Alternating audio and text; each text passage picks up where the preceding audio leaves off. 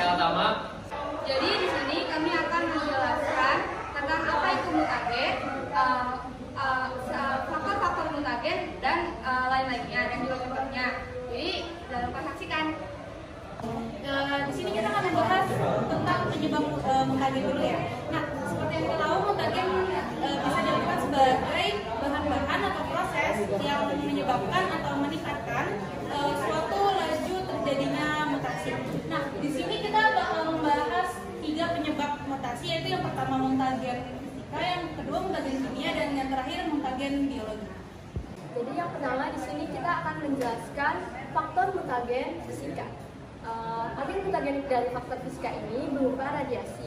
Nah, radiasi ini dipancarkan oleh zat yang bersifat radioaktif. Kalian ada yang tahu nggak sih radioaktif itu apa?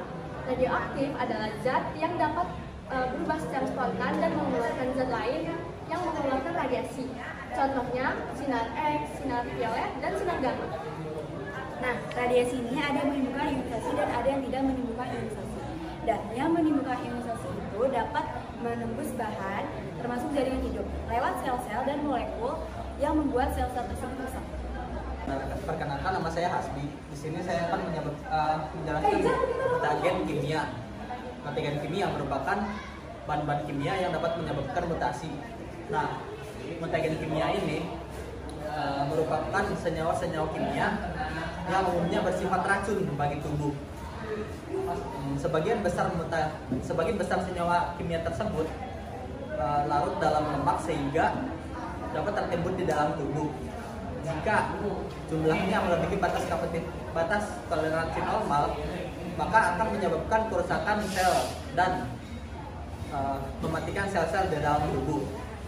Nah, beberapa mutagen kimia ini sengaja dibuat untuk mutasi buatan. Nah, contohnya adalah semangka yang tanpa biji. Itu adalah hasil dari mutagen kimia. Contoh-contoh lainnya akan dijelaskan oleh teman saya bernama Gina. Teman-teman waktunya dipersilahkan. Contoh dari mutagen kimia ada agen alkilase yang mengganggu replikasi DNA, ada hidroksil amino yang menyerang sitosin pada DNA dan urasil pada RNA, ada asam nitrit yang dapat menyerang adenin, guanin, dan sitosin pada DNA, dan terakhir asam rokok, pestisida, dan insektisida dapat menyerang jaringan dan menyebabkan mutasi gen. Baik, sekarang kita masuk ke mutagen biologi. Mutagen biologi ini berupa suatu organisme yang biasa disebut dengan bakteri dan dapat berupa partikel seluler yang biasa disebut dengan virus. Nah, mutagen biologi sendiri ini tidak dapat diciptakan oleh manusia, dan juga bakteri dan virus tadi itu tidak selalu berkaitan dan berhubungan dengan mutagen biologi.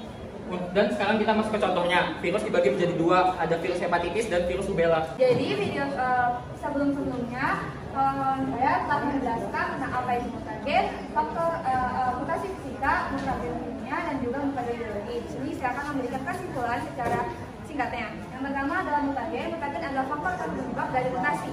Nah, mutagen itu dibagi 3, yaitu ada mutagen fisika, kimia, dan biologi, seperti yang bisa kalian lihat di dalam poster ini. Mutagen fisika itu biasanya dia itu berupa dari sinar-sinar, bisa juga berupa sinar dari alam ataupun buatan. Tapi pada umumnya itu alam, seperti sinar-sinar UV, ada juga sinar X, sinar gamma, dan juga sinar-sinar lainnya. Terus ada mutagen kimia, biasanya itu dia dari senyawa-senyawa atau bahan-bahan kimia yang dia itu sangatlah berbahaya bagi tubuh kita. Dia bisa jadi racun. Biasanya itu kayak pestisida, terus juga